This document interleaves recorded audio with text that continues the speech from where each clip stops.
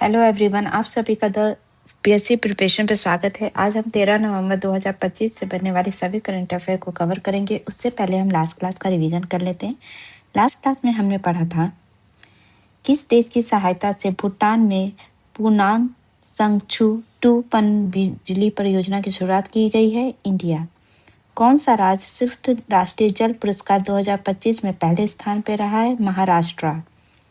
किस देश में इतिहास का सबसे लंबा शटडाउन लगाया गया है? अमेरिका में। किस देश में नवानगर रियासत के महाराजा दिग्विजय सिंह रणविजय सिंह जी की प्रतिमा का अनावरण किया गया है? इजराइल। आईपीएल 2026 के लिए होने वाली नीलामी किस शहर में होगी? अबू धाबी में। फ्लैश किताब के लिए किस लेखक के द्वारा बुकर प्राइज 2025 जीता गया है? David Steele. किस केंद्रीय मंत्री द्वारा digital labour chowk mobile app को लॉन्च किया गया है? मनसुख मंडाविया द्वारा। Formula 1 academy discover your drive development programme के लिए चुने जाने वाली पहली भारतीय रेसर कौन बनी है? अतिका मीर। ये थे लास्ट क्लास के रिवीजन। अब शुरू करते हैं आज की क्लास को। पहला क्वेश्चन है, हाल ही में किस राज्य सरकार द्वारा डिस्टर्ब्ड एरिया एक्ट लाया जाएगा? इसका सही आंसर है राजस्थान। राजस्थान की भजनलाल सरकार गुजरात की तर्ज पर अशांत क्षेत्र अधिनियम डिस्टर्ब्ड एरिया एक्ट लाने की तैयारी कर रही है और इस अधिनियम के अंतर्गत किसी क्षेत्र को सांप्रदायिक तनाव या अशांति के इतिहास के आधार पर जिला कलेक्टर द्वारा अशांत क्षेत्र घोषित किया जाएगा। अशांत क्षेत्र में संपत्तियों के हस्तांतरण के लिए जिला कलेक्टर की अनुमति आवश्यक होगी और इस अधिनियम का उद्देश्य है कि जो भी सांप्रदायिक जो भी दंगे वंगे होते हैं उसको रोकने के लिए और समुदायों के बीच आपसी तनाव को कम करने का उद्देश्य है और इसकी शुरुआत जो है जयपुर से की जाएगी। जो डिस्टर्ब्ड एरिया एक्ट है वो 39 ईयर एगो सबसे पहले गुजरात में लाया गया था 1986 में। उस समय सीएम जो है अमर सिंह चौधरी के द्वारा ये बिल को पेश किया गया था गुजरात असेंबली पे। फिर 1991 में जो सीएम थे चिमन भाई पटेल, उन्होंने इसको बिल को लॉ बनाया था और 2002 में इसमें जो है ये जो गुजरात दंगे हुए थे उसके अंदर जो है कुछ चेंजेस करके जो मुस्लिम पॉपुलेशन को एरिया है उनको जो है डिस्टर्ब एरिया के क्षेत्र से अलग रखा गया था कि कुछ मुस्लिम एरिया को आप डिस्टर्ब एरिया नहीं घोषित कर सकते और 2019 में इसमें कुछ अमेंडमेंट किए गए। उसके तहत जो जिला कलेक्टर होता है वही एरिया को डिस्टर्ब एरिया घोषित कर सकता है। ठीक है, नेक्स्ट क्वेश्चन है, रॉ के किस प्रमुख को कैबिनेट सचिवालय में सुरक्षा सचिव का अतिरिक्त प्रभार दिया गया है? इसका सही आंसर है पराग जैन। जो रॉ का है खुफिया एजेंसी है इंडिया की, उसी के जो प्रमुख है रॉ पराग जैन, उनको ये अतिरिक्त प्रभार दिया गया है। Research and analysis wing raw के प्रमुख पराग जैन को बुधवार को कैबिनेट सचिवालय में सचिव का अतिरिक्त प्रभार सौंपा गया है और ये पंजाब कैडर के 1989 बैच के आईपीएस अधिकारी हैं। ठीक है, अपॉइंटमेंट से रिलेटेड फैक्ट का रिवीजन करें तो केंद्र सरकार द्वारा आरबीआई का नया डिप्टी गवर्नर शिरीष चंद्र मुर्मू को नियुक्त किया गया है। सीआईएसएफ का महानिदेशक प्रवीण जैन को नियुक्त किया गया है। साने ताकाइची जापान की पहली महिला प्रधानमंत्री बनी है। भारत में अमेरिका के अगले राजदूत सर्जियो गौर हैं और अमेरिका देश के राष्ट्रपति द्वारा अपनी आकृति वाला सिक्का लाए जाने का अनुमान लगाया गया है। हाल ही में सेशल के राष्ट्रपति का पद पैट्रिक हर्मिन ने जीता है। विकसित भारत बिल्डथॉन 2025 का ब्रांड एम्बेसडर शुभांशु शुक्ला को नियुक्त किया गया है। 16वें वित्त आयोग के अध्यक्ष अरविंद पंगरिया हैं। मेडागास्कर के नए राष्ट्रपति माइकल रैंडिनियारियन हैं। भारत के अगले चीफ जस्टिस ऑफ इंडिया के रूप में जस्टिस सूर्यकांत की नियुक्ति की जाएगी। नीदरलैंड के सबसे युवा प्रधानमंत्री रॉब जेटन हैं। सामिया सुलू हसन जो है तंजानिया की पहली महिला राष्ट्रपति बनी है। न्यूयॉर्क के मेयर पद का चुनाव जीतने वाले पहले भारतीय जौहर ममदानी हैं। तदाशा मिश्रा जो हैं वो झारखंड की पहली महिला डीजीपी बनी है और बंगाल सरकार द्वारा जो ऋचा घोष है भारतीय महिला क्रिकेट खिलाड़ी, उनको डीएसपी का पद दिया गया है। नेक्स्ट क्वेश्चन है, नई दिल्ली में आयोजित उद्योग समागम 2025 में किस राज्य को ईज ऑफ डूइंग बिजनेस के तहत टॉप अचीवर का अवार्ड दिया गया है?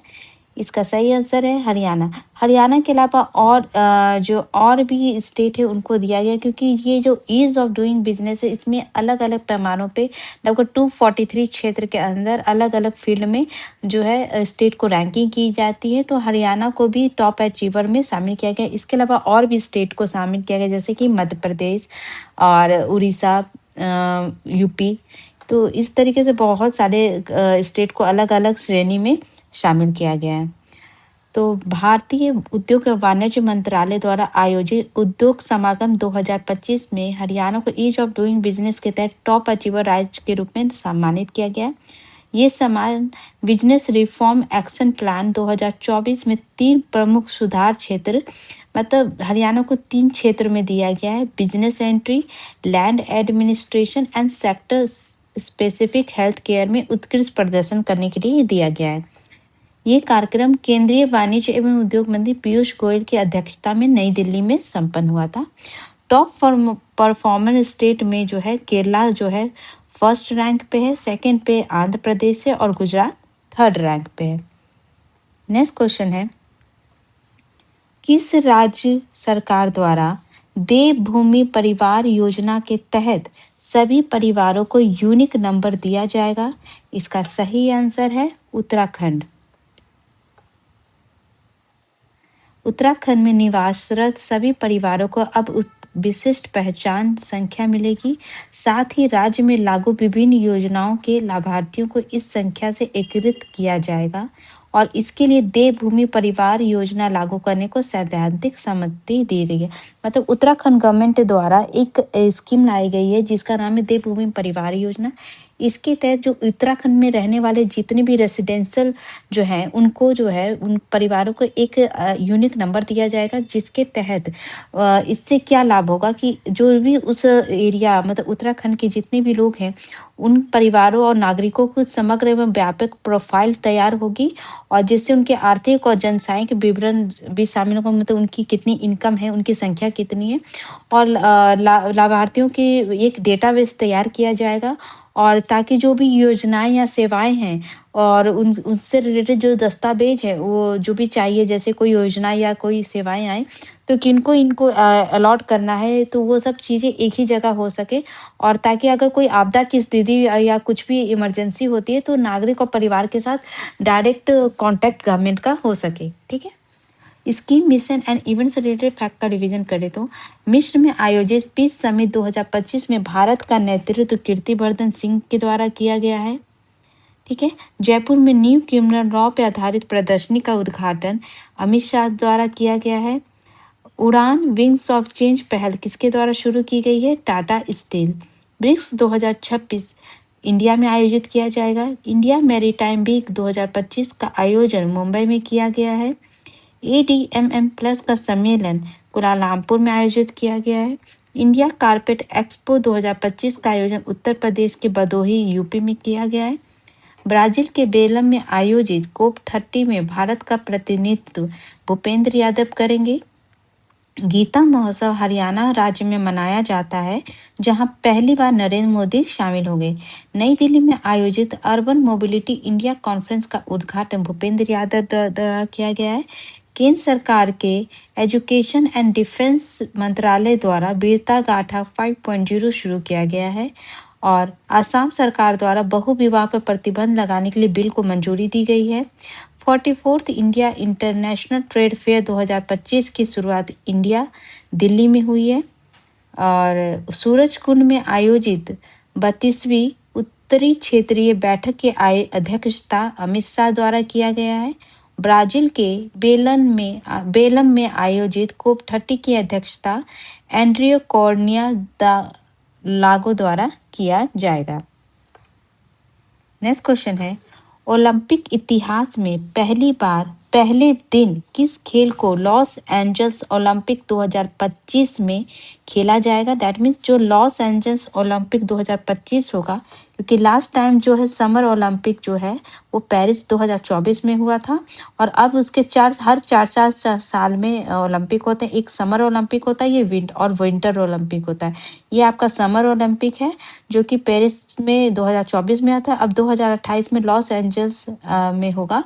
तो उसी में जो पहली बार जो पहला दिन जो खेल खेला जाएगा, वो फर्स्ट टाइम ऐसा हुआ है कि इस खेल को शामिल किया गया। इसका सही आंसर है फीमेल की 100 मीटर रेस जो है वो पहले दिन ही खेला जाएगा।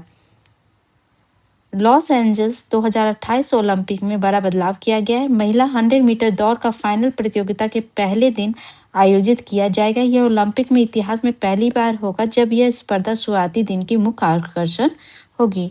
गेम से रिलेटेड अनदर फैक्ट का देखें तो शहीद विजय सिंह पाथिक स्पोर्ट्स कॉम्प्लेक्स के इंडोर स्टेडियम में 15 नवंबर से विश्व मुक्केबाजी कप शुरू होगा, और केंद्रीय खेल मंत्री डॉक्टर मनसुख मंडाविया जो है 15 नवंबर को इस महाकुंभ का शुभारंभ करेंगे। ठीक है, नेक्स्ट क्वेश्चन है, जर्मन वॉच द्वारा, ये एक संस्था है जर्मन वॉच, और इसके द्वारा क्लाइमेट रिस्क इंडेक्स रिपोर्ट 2026 जो है जारी किया गया है। इसमें भारत का स्थान क्या है? इसका सही आंसर है 9th। जो इंडिया की जो रैंक है वो 9th है globally climate risk index 2026 by the German watch, जिसमें जो है बहुत सारे जो क्लाइमेट से रिलेटेड जो रिस्क है हर देशों में, उसका खुलासा किया गया है।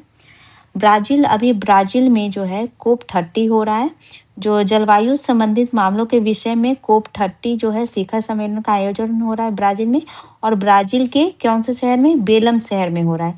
इस सम्मेलन के दौरान जलवायु परिवर्तन से होने वाले आपदाओं पर जर्मन संस्था जर्मन वॉच ने अपनी क्लाइमेट रिस्क इंडेक्स रिपोर्ट 2026 जारी की है, और ये रिपोर्ट के अनुसार जो है 1995 से 2024 तक का टाइम पीरियड को इंक्लूड किया गया है के बीच दुनिया भर में, इस रिपोर्ट के अनुसार 1995 से 2024 में दुनिया भर में 9,700 से भी ज़्यादा मौसम की चरम घटनाएं और 8.32 लाख लोगों की मौत हुई है क्लाइमेट से, एंड 5.7 अरब लोग प्रभावित हुए हैं। इन आपदाओं की वजह से कुल आर्थिक नुकसान 4.5 ट्रिलियन डॉलर से भी ज़्यादा रहा है, और इसमें जो आपदाओं से प्रभावित टॉप 10 देशों में भारत, इंडिया का भी स्थान है। 9th नंबर पे इंडिया का स्थान है, और फर्स्ट पोजीशन पे बात करें तो डोमिनिका है। ठीक है, तो ये लिस्ट है पूरी। अगर इंडिया के पड़ोसी देश की बात करें तो म्यांमार का स्थान जो है वो 2nd नंबर पे है, और फिर होंडुरस है, 4th नंबर पे लीबिया है, 5th नंबर पे हैटी, 6 पे ग्रेनेडा, 7 पे फिलीपींस, जहाँ पे बहुत ज़्यादा अभी हाल फिलहाल में आपने देखा होगा मोंगा चक्रवात वगैरह भी आया था। इसके अलावा निकारागुआ 8 नंबर पे, 9th पे भारत, और 10th पे बहामास है। ठीक है, तो फर्स्ट पे जो डोमिनिका, ये आपको याद रखना, और इंडिया की पोजीशन याद रखनी है। और इसके बाद जो ये कोप 30 हो रहा है, कोप 32 जो होगा उसका जो है वो जगह जो है इथोपिया के द्वारा आयोजित किया जाएगा, कोप 32। और इसके अलावा जो कोप 31 है उसके लिए अभी कौन सा देश इसका मेजबानी करेगा इसी अभी घोषित नहीं हो पाए, क्योंकि ये जो है ऑस्ट्रेलिया और टर्की के बीच अभी है कि इन दोनों में से कोई एक कंट्री जो है कोप 31 को आयोजित करेंगी। ठीक है, रैंकिंग की बात करें तो इंडिया ग्लोबल इनोवेशन इंडेक्स 2025 में भारत की रैंकिंग जो है 38 है। हिंदी पासपोर्ट इंडेक्स 2025 के अनुसार कौन सा देश टॉप पे है? सिंगापुर। इंडिया की रैंकिंग 85 है। World directory of modern military aircraft की रिपोर्ट के अनुसार दुनिया के ताकतवर वायुसेना में भारत का स्थान 3rd है। हाल ही में भारत शहद निर्यातक में जो है 2nd पोजीशन पे है वर्ल्ड में, और आंध्र प्रदेश में एक शिक्षक वाले स्कूलों की संख्या सबसे अधिक है, और विकसित भारत बिल्डथॉन 2025 के तहत सबसे ज़्यादा जो है उत्तर प्रदेश राज्य के स्कूल की भागीदारी थी। नेक्स्ट क्वेश्चन है, विदेश मंत्री S Jaishankar G7 foreign minister की मीटिंग में शामिल होने के लिए किस देश में पहुंचे हैं? इसका सही आंसर है कनाडा। G7 जो मीटिंग है 2025 वो कनाडा के निकाग्रा जो है क्षेत्र में हो रहा है और वहीं पे सम्मिलित होने के लिए इंडिया के से जो हमारे विदेश मंत्री है एस जयशंकर पहुंचे हैं। भारतीय विदेश मंत्री डॉक्टर एस जयशंकर G7 देश के विदेश मंत्रियों की बैठक में हिस्सा लेने के लिए कनाडा पहुंचे और कनाडा के कौन से शहर में हो रहा है? निकाग्रा में। ठीक है। G7 कंट्री की बात करें तो G7 कंट्री में आपके 7 कंट्री आती हैं। एक है आपका फ्रांस, फिर है Canada, Italy, Japan, Germany, United state of America and UK. तो अमेरिका जो नॉर्थ अमेरिका से है उससे 2 कंट्री आती है। एक तो है आपका यूएसए एंड कनाडा। ठीक है। इसके बाद हम यूरोप की बात करें, यूरोप से 3 कंट्री आती है। एक है आपका यूके, जर्मनी, इटली, फ्रांस और एशिया से मात्र एक कंट्री आती है वो है जापान। और पहले जो है रशिया को भी इंक्लूड किया गया था, लेकिन यूक्रेन और रशिया की लड़ाई के बाद रशिया को जो है G8 कंट्री से मतलब रशिया ऐड होने के बाद G7 G8 हो गया था, तो रशिया को फिर से रिमूव कर दिया गया, जिसके कारण अब फिर से G7 ही कंट्री बनी है रही हैं। इसके अलावा G20 कंट्री की बात करें तो इन सभी कंट्री जो जितनी भी हैं G7 प्लस रशिया कंट्री के अलावा G20 के अंदर अफ्रीकन यूनियन आता है और आपका यूरोपियन यूनियन आता है। ये 2 जिसके अंदर बहुत सारी कंट्री आती हैं। इसके अलावा Argentina, Australia, Brazil, China, India, Indonesia, Mexico, Saudi Arabia, south Africa, south Korea and Turkey शामिल हैं।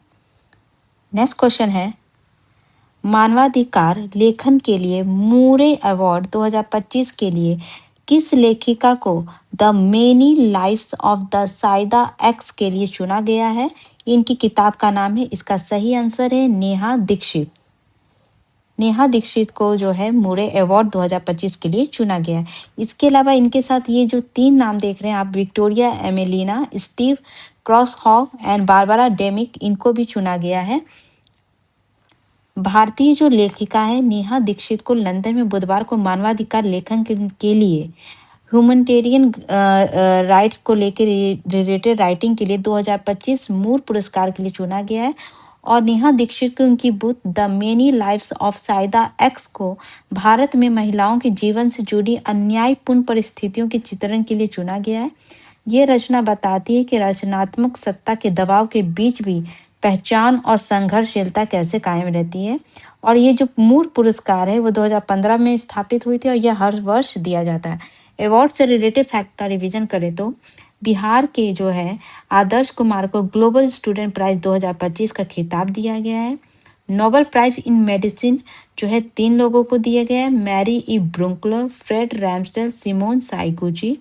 नोबेल प्राइज इन फिजिक्स 2025 3 लोग को दिए गए हैं, John Clarke, Michael H Devoret, John M Martinis. Nobel prize in chemistry 2025 3 लोग को दिए हैं, Susumu Kitagawa, Richard Robson, Omar M Yaghi. ये इंपॉर्टेंट है आपका। Nobel prize in literature 2025 Laszlo को दिया गया है। Nobel prize in peace 2025 Maria Corina Machado को दिया गया है। नोबेल प्राइज इन इकोनॉमिक्स 2025 3 लोगों को दिया गया है, जोएल मॉकरे, फिलिप एहिन, पीटर हॉबिट। और अहमदाबाद में जो 70 फिल्म फेयर अवार्ड हुआ था, इसमें बेस्ट फिल्म का अवार्ड लापता लेडीज को दिया गया है। यूएस प्रेसिडेंट डोनाल्ड ट्रंप द्वारा चार्ल्स कीक को प्रेसिडेंशियल मेडल ऑफ फ्रीडम दिया गया है। और हमारे देश की जो 1466 पुलिसकर्मियों को केंद्रीय गृह मंत्री दक्षता पदक प्रदान किया गया है। और यूनेस्को द्वारा भारत के लखनऊ को क्रिएटिव सिटी ऑफ गैस्ट्रोनॉमी घोषित किया गया है। ब्रिटेन के किंग चार्ल्स तृतीय द्वारा जो है सर डेविड बेकहम जो इंग्लैंड के पूर्व फुटबॉल कप्तान है, उनको नाइट बैचलर से सम्मानित किया गया है। भारत के पहले गैर लाभकारी संस्था जिसका नाम है एजुकेट गर्ल्स को रेमन मैक्सेल पुरस्कार 2025 से सम्मानित किया गया है।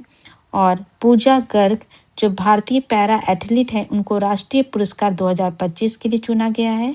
और सलमान रश्दी एक प्रसिद्ध लेखक हैं, उनको डेटन लिटरेरी पीस प्राइज कार्यक्रम में लाइफ टाइम अचीवमेंट अवार्ड से प्रदान किया गया है। First in India related fact से हम रिवीजन करें तो चंडीगढ़ पहली देश की स्लम फ्री सिटी है। आईआईटी कानपुर देश का पहला ऐसा आईआईटी है जिसमें 500 स्टार्टअप वाला ये पहला आईआईटी है। देश का पहला बाल विवाह मुक्त जिला बल्लोद है। और छत्तीसगढ़ में पहली बार डीजीपी आईजीपी सम्मेलन हुआ है। पंजाब में राज्य में पहली बार विधानसभा का विशेष सत्र राज्य विधानसभा से अलग स्थान पे किया जा रहा है। एनसीईआरटी द्वारा स्वदेशी पे विशेष मॉड्यूल जारी किया गया है। आईआईटी मद्रास में देश का पहला टीएसटीएल स्थापित किया गया है। मदरसा शिक्षा बोर्ड को 2026 से समाप्त करने वाला देश का पहला राज्य उत्तराखंड है। और वाटर टैक्सी से जुड़ने वाला देश का पहला airport Navi Mumbai international airport है। स्वास्थ्य मंत्रालय के अनुसार जो है दीपिका पादुकोण जो है पहली मेंटल हेल्थ एम्बेसडर बनाई गई हैं। भावना चौधरी जो है वो बीएसएफ जो है बल के एयर विंग की पहली महिला फ्लाइट इंजीनियर बनी है। देश का पहला रामायण आधारित वैक्स म्यूजियम अयोध्या में बनाया गया है। गूगल जो है अदानी के साथ मिलकर देश का सबसे बड़ा डेटा सेंटर स्थापित करेंगी। भारत का जो इंदिरा गांधी इंटरनेशनल एयरपोर्ट है ये देश का पहला स्मार्ट एयरपोर्ट बनेगा। और ब्रिटिश एम्पायर मेडल से सम्मानित होने वाली पहली कुचिपुड़ी नृत्यांगना अरुणिमा कुमार बनी है। एलन मस्क की कंपनी स्टारलिंक से समझौता करने वाला पहला भारतीय राज्य जो है वो महाराष्ट्र है। आदिवासी समूह के लिए जीनोम सीक्वेंसिंग अपनाने वाला भारत का पहला राज्य जो है वो गुजरात है। केंद्र सरकार द्वारा पहली बार जो है नेशनल हाईवे पे सौर ऊर्जा संयंत्र स्थापित करने के लिए योजना बनाई गई है। और अरुणाचल प्रदेश में पहली बार जो होया प्रजाति की 2 दुर्लभ पौधे को खोजा गया है। ये थे आज के important current affair. I hope आपको अच्छा लगा हो। तो हम मेरे चैनल को प्लीज़ लाइक सब्सक्राइब करिएगा और आप अपने स्टडी ग्रुप में प्लीज़ इसको शेयर करिएगा। Thank you.